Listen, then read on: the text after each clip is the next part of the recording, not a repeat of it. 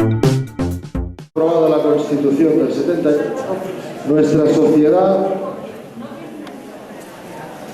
que sí ha accedido a un mayor grado de bienestar material, queda muy lejos de haberse consolidado como una sociedad o comunidad sólida, coherente y confinada en su futuro.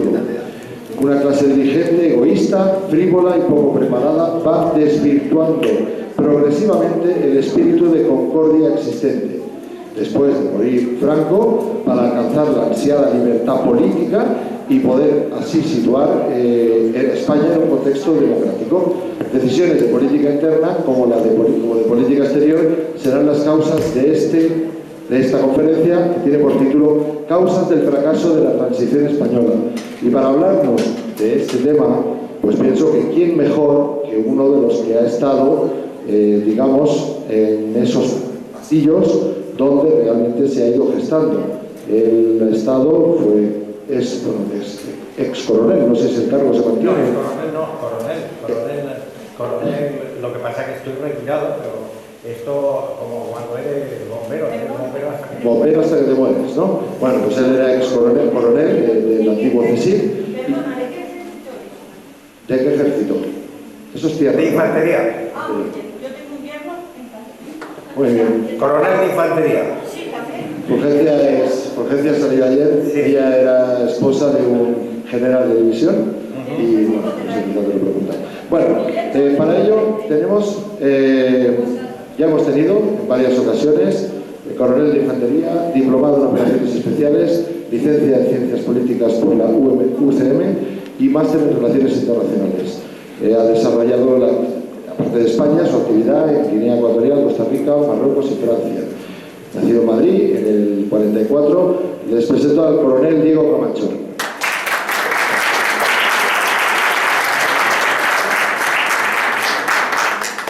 Muchas gracias, Miguel. Gracias a ustedes por su asistencia.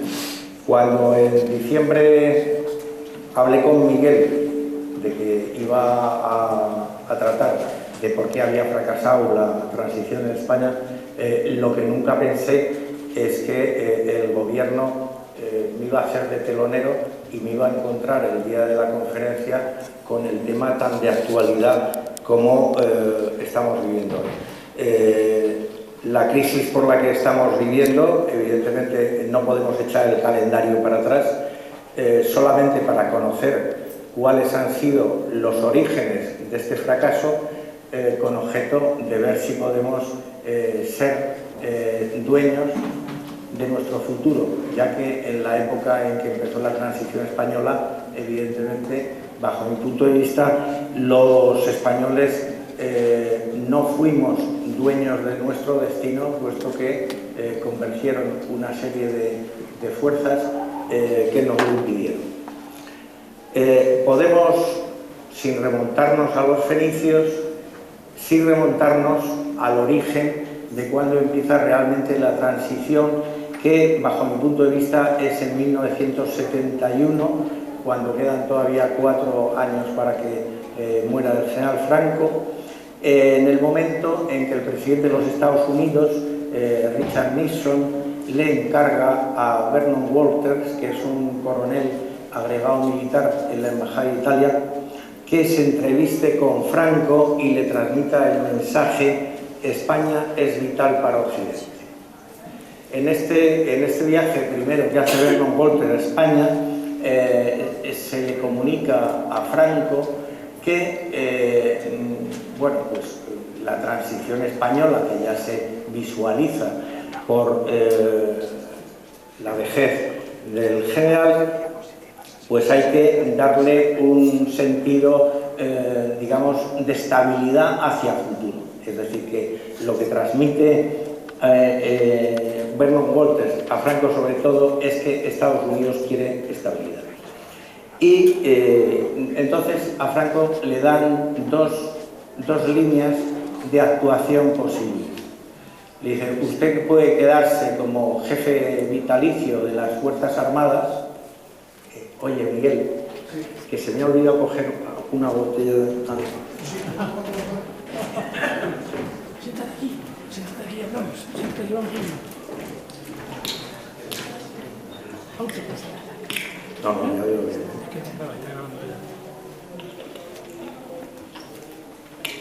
Ya está bien, ya está bien. Sí, sí.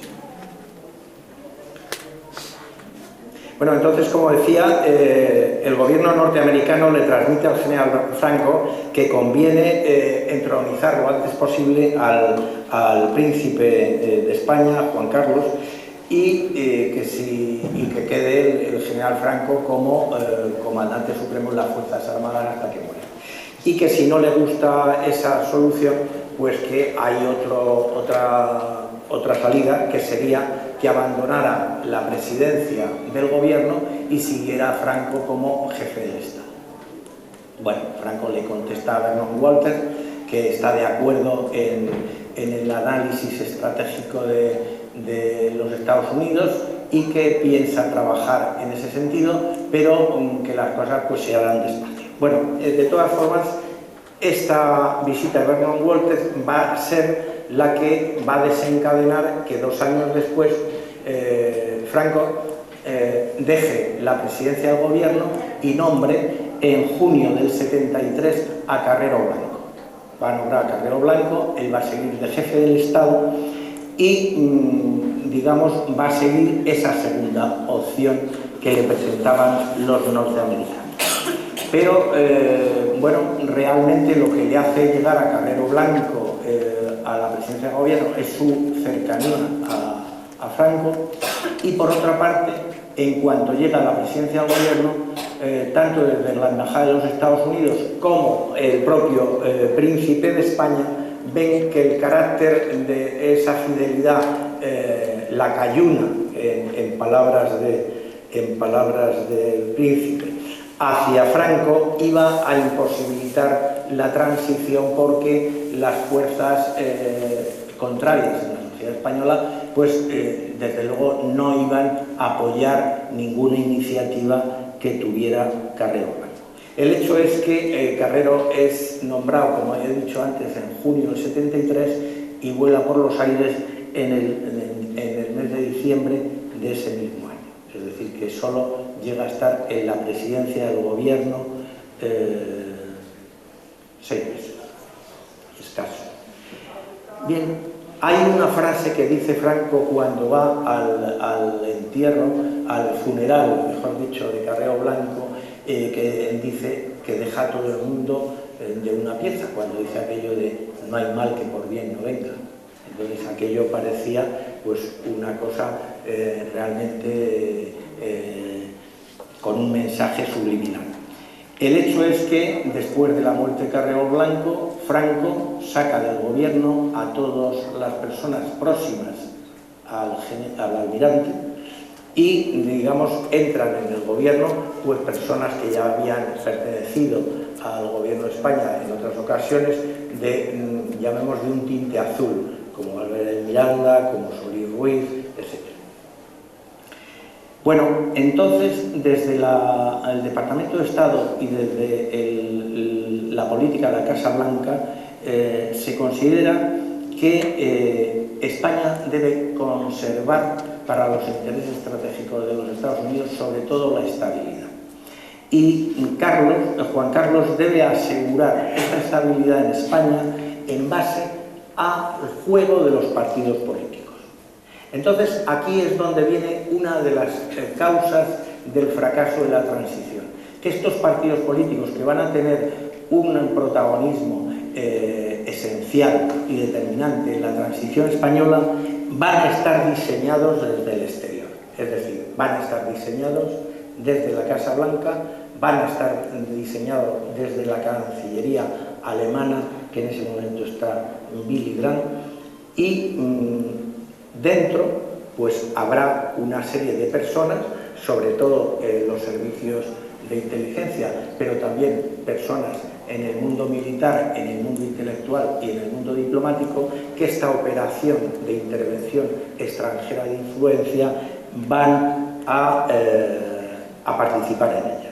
Y entonces, como digo, esta formación de cuadros políticos va a hacerse por medio de la cooptación. La cooptación, es decir, dirigirse a una serie de personas que se piensa que pueden ser en un momento determinado influyentes en España y contar con ellas.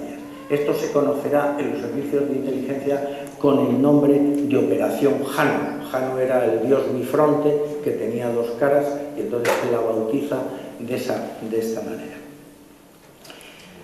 En 1974 estos planes de estabilidad en la península ibérica se ven sorprendidos en Estados Unidos por la Revolución de los Claveles. Revolución de los Claveles que sucede en Portugal y inducida por unos oficiales, digamos, de rango medio e inferior, y apoyados por el general Spínola. Entonces, en este momento, en el Pentágono y en el Departamento de Estado, lo que se provoca como objetivo inmediato es aislar la revolución de los claveles.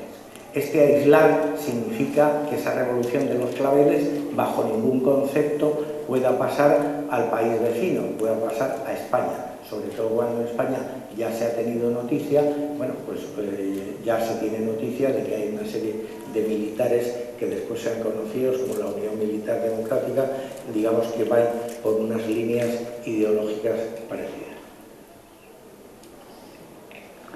Bien, entonces, en un primer momento, Henry Kissinger le aconseja al presidente de los Estados Unidos de hacer una operación de escarmiento en Portugal similar a la que se ha realizado con Allende en Chile. Entonces, Willy Brandt, en la República Federal de Alemania, se planta totalmente en contra, dice que Europa, la Unión Europea, bueno, entonces el mercado común europeo no podría soportar una situación como la de Pinochet en Chile, y entonces que Alemania ofrece otra cosa. Y Alemania ofrece precisamente penetrar en España y Portugal vía los partidos políticos, prestando a Alemania la financiación y el apoyo político vía las tres organizaciones más importantes de cara a la influencia política. La Fundación Newman, que va a ser la que va a apoyar y la que va a financiar a todos los liberales existentes en España de todo signo. La Fundación Ebert, que va a ser la que va a financiar al Partido Socialista, y la Fundación Adenauer, que va a ser la que va a financiar en ese momento Alianza Popular. Se va a elegir a Mário Soares del Partido Socialista Portugués como punta de lanza en Portugal, y a Felipe González como líder del PSOE, donde, realizando una visita a Sudesnes preparada por los servicios secretos españoles, llegarán allí a una reunión y serán capaces de marginar al PSOE histórico y también, evidentemente, a la UND. España en ese momento, nunca hay que olvidarlo, es la segunda potencia mundial en pesquera del mundo. Es la segunda potencia pesquera del mundo. Es la 11ª potencia en producción industrial del mundo. Y es la primera potencia en Europa en producción y exportación de frutas y legumbres. Entonces, en la alianza alemana norteamericana, a la que enseguida se suma Francia, procuran retener el control estratégico sobre España después de Franco. Es decir, que ese control estratégico supone estabilidad y también supone controlar la economía en unos rubros y en unos sectores que en determinados momentos, sobre todo para Francia, pues podían ser excesivamente competitivos. Los grupos políticos que van a emerger, por lo tanto, en este momento, después de la muerte de Franco, son los financiados por Alemania, algunos de ellos con siglas históricas, y lo que va a caracterizar es la línea común de todos estos grupos políticos, y será que en asuntos de trascendencia estratégica, Sáhara Occidental, Gibraltar, Guinea Ecuatorial, OTAN, los partidos españoles satisfarán con prioridad las exigencias de sus fuentes de financiación, Alemania y Estados Unidos, antes que el interés nacional o los compromisos con sus votantes.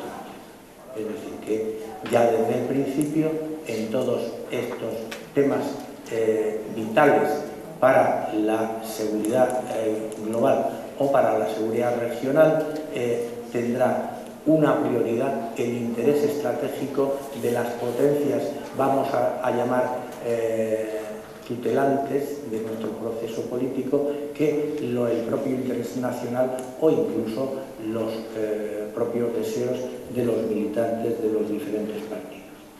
Fíjense ustedes cómo se va a producir en 1976 un hecho en España totalmente concordante con el que se produce también en España en 1945, fecha en la que termina la Segunda Guerra Mundial.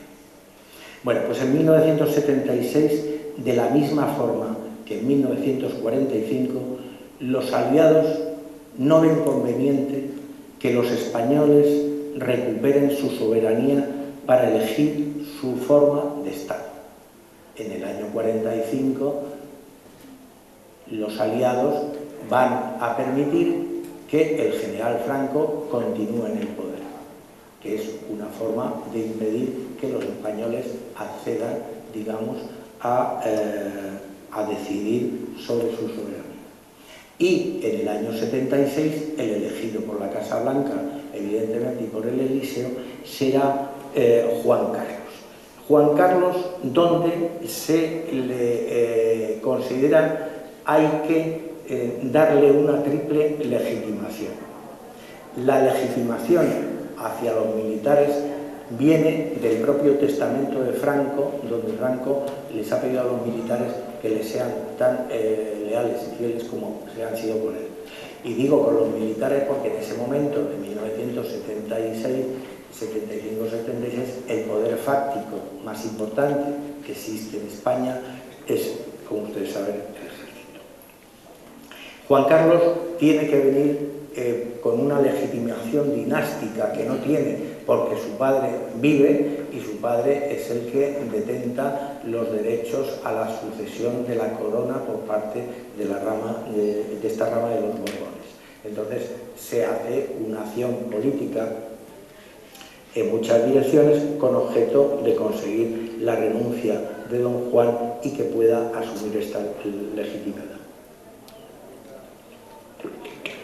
Y finalmente la legitimidad democrática, que es la que van a propiciar estas potencias extranjeras en la figura de Juan Carlos,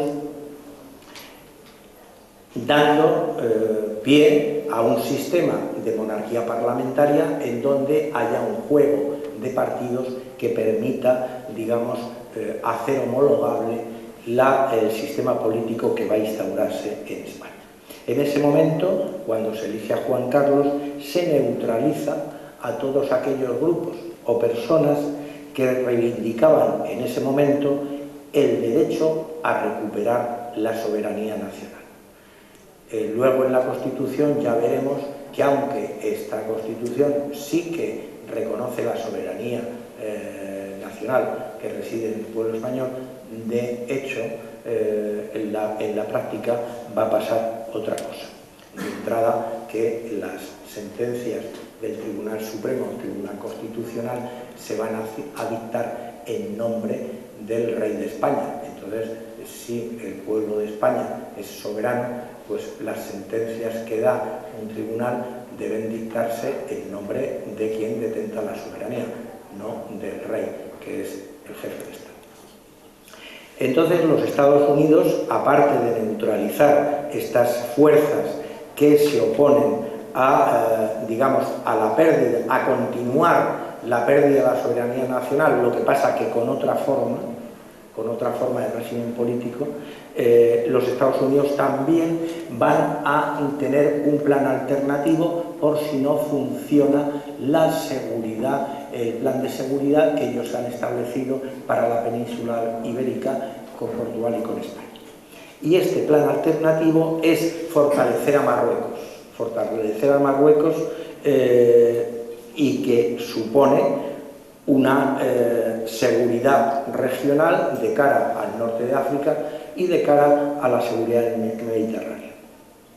Este plan alternativo de fortalecer a Marruecos también vendrá acompañado con la necesidad urgente de que España entre en la OTAN. En estos momentos, como ustedes saben, España no pertenece a la Organización del Tratado del Atlántico Norte y para los Estados Unidos este alineamiento de España con el interés estratégico norteamericano pasa porque España pueda entrar en la OTAN. Para que España pueda entrar en la OTAN, lo primero que hay que hacer es apartar a Suárez, que se opone, digamos, estando al frente del gobierno, se opone a esa entrada en la OTAN de cualquier manera. Y lo segundo que hay que hacer es convencerles a los líderes del PSOE de que si ellos no están dispuestos a entrar en la OTAN, ellos se tienen que ir despidiendo de gobernar en España. Por eso, cuando Felipe González, en el año 82, años después, gane las elecciones con mayoría absoluta, en su programa electoral, ustedes saben que tenía una de las cosas, la OTAN de entrada no. Bueno, después, en el año 84, Felipe González, ya en el poder, hace borrar del programa electoral del Partido Socialista el OTAN de entrada no. En el año 86 hace un referéndum en favor de la entrada en la OTAN, en donde él respalda esa entrada en la OTAN, y un militante de esos del año 82 que eran más proclives a no entrar, como era Javier Solana, termina siendo secretario general. Bueno, una vez que se inicia la transición, voy a hacer referencia en el momento que llegamos a la Constitución española. La Constitución española, que al ser tan prolija en artículos y tan grande en definir ámbitos diferentes, se da una circunstancia que no vemos en ninguna de las constituciones occidentales, ni siquiera la de Alemania o la de Italia, países que han perdido la Segunda Guerra Mundial. El artículo 93 de la Constitución española, en su primera parte, dice textualmente: mediante ley orgánica se podrá autorizar la celebración de tratados por los que se atribuye a una organización o institución internacional el ejercicio de competencias derivadas de la Constitución. Es decir, que ya se pone en manos de un tratado suscrito con otra potencia extranjera principios o ámbitos reservados a la Constitución española. El 96.1 de esta Constitución española va mucho más allá, puesto que dice: las disposiciones de los tratados internacionales solo podrán ser derogadas, modificadas o suspendidas en la forma prevista en los propios tratados de acuerdo con las normas de derecho internacional. ¿Qué significa esto? Pues esto significa, primero, que utilizando el derecho comparado, ningún país se cierra a poder variar la esencia de un tratado o sus intereses vitales por haber firmado un tratado internacional. Todos los países, incluidos Estados Unidos o Francia, pues permiten el que haya una ley que pueda anular lo aprobado en un tratado y, en todo caso, cuando el tema es esencial, acudir a la vía del referendo. ¿Qué es lo que lleva en esencia a estos dos artículos de la Constitución, ¿qué es lo que produce en la estructura del Estado español? Pues que un gobierno con una mayoría coyuntural puede pactar con un poder extranjero sin que una mayoría posterior pueda hacer nada. Esto vemos, por ejemplo, en el caso de Marruecos, con los acuerdos tripartitos de Madrid referentes al Sáhara. ¿Qué pasa? Se firman los acuerdos tripartitos y después no ha habido ningún gobierno español que haya sido capaz de variar las premisas, las orcas caudinas, como se quiera llamar, de esta situación. Cuando se desplazan los intereses y las lealtades estratégicas hasta centros de decisión ajenos a la propia nación, la estructura de nuestra nación es la que se resiente y la que amenaza verdadero hundimiento.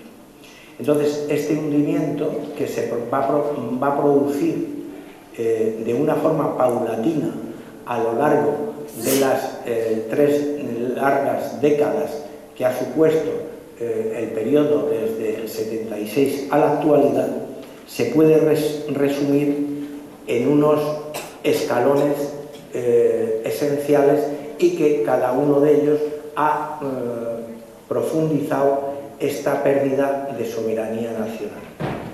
El primero, se acordarán ustedes, los de mi generación o un poco más jóvenes, cuando oímos a Alfonso Guerra decir aquello de Montesquieu ha muerto. Impedir la división de poderes. Matar a Montesquieu es impedir la división de poderes. Esta división de poderes es uno de los principios básicos para el funcionamiento de cualquier democracia de tipo occidental, que en todo caso es donde ha nacido la democracia.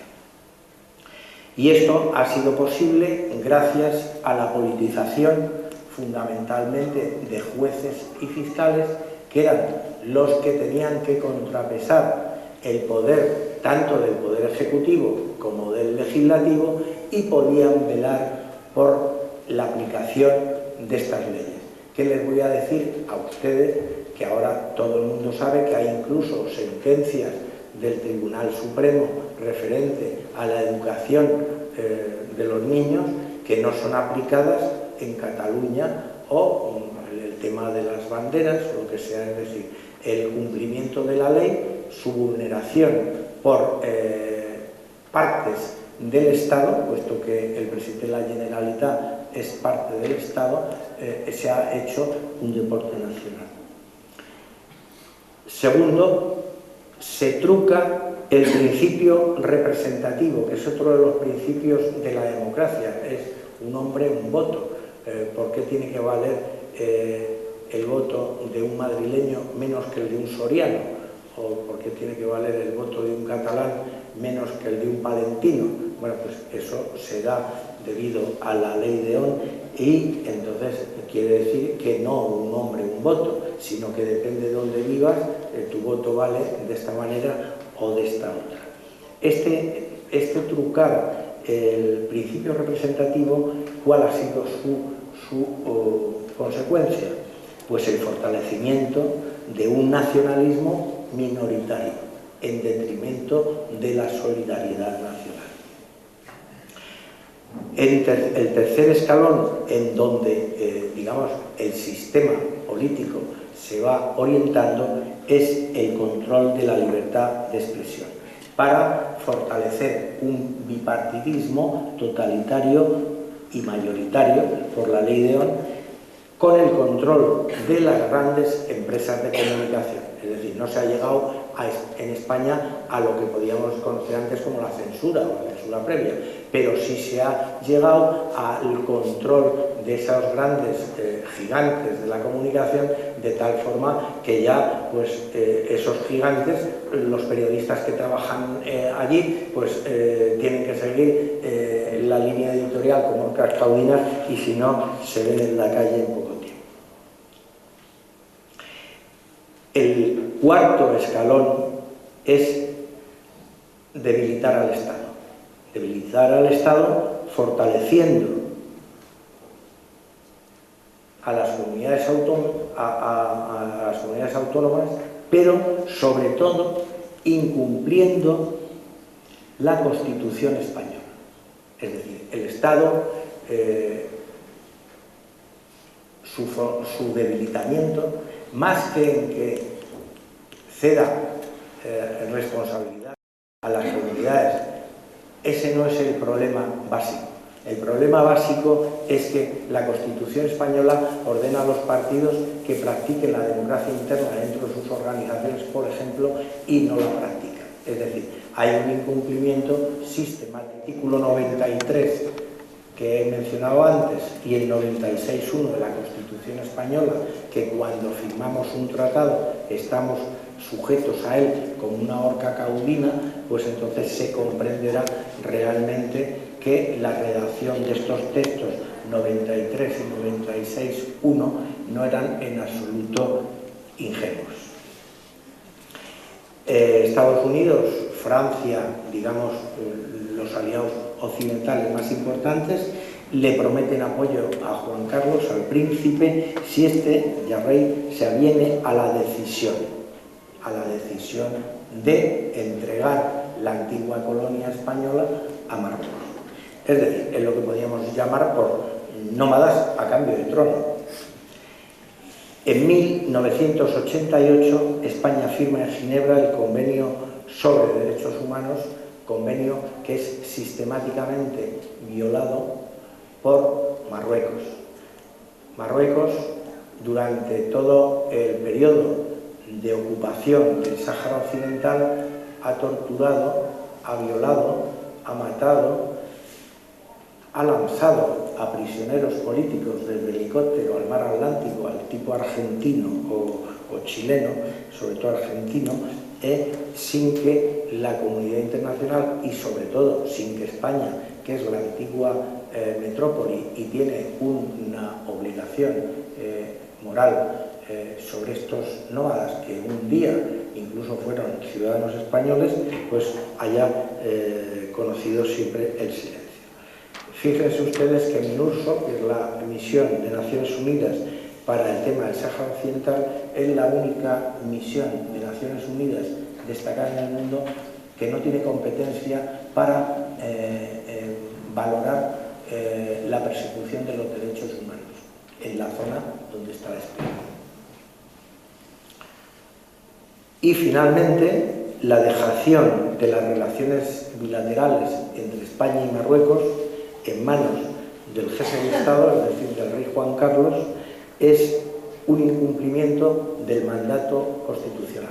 La Constitución le asigna al presidente del Consejo de Ministros el manejo de las relaciones exteriores y el presidente del Consejo de Ministros no tiene competencia para delegar esa atribución de la Constitución en nadie, aunque sea el jefe del Estado.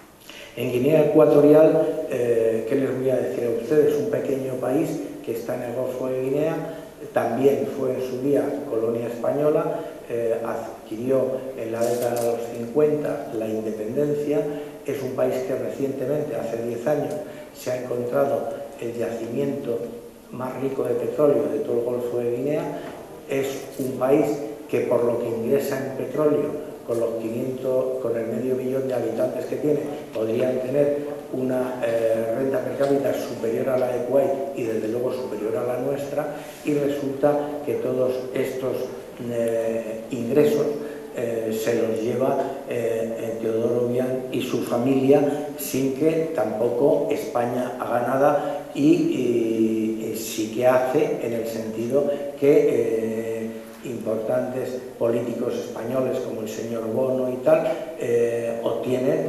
beneficios crematísticos al proporcionarle al dictador Obiang digamos una especie de telón de fondo de respetabilidad a cambio de sustanciosos negocios. El último que me han dicho hace poco es el intento que tiene el señor Bono de que le cedan la isla de Corisco, que es una de las islas de Guinea Ecuatorial, para hacer ahí un emporio turístico con el pocero y del juego. Bueno, una cosa alucinante.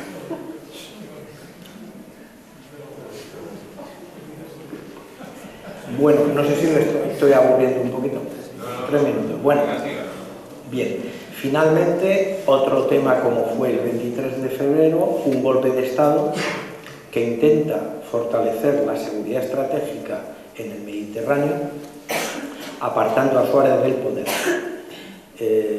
Verdadero golpe tutelar de la democracia española y que es ejecutado por los servicios secretos españoles y dirigido por Su Majestad el Rey. Lucha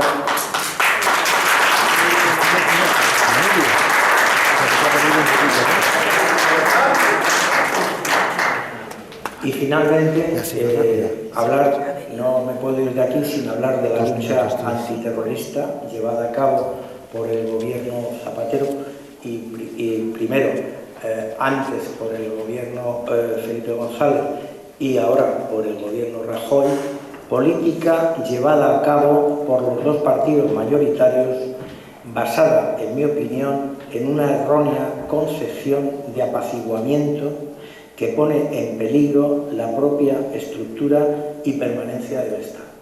Y nada más.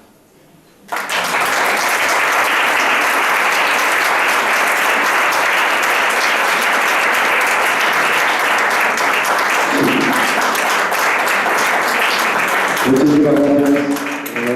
Muchísimas gracias.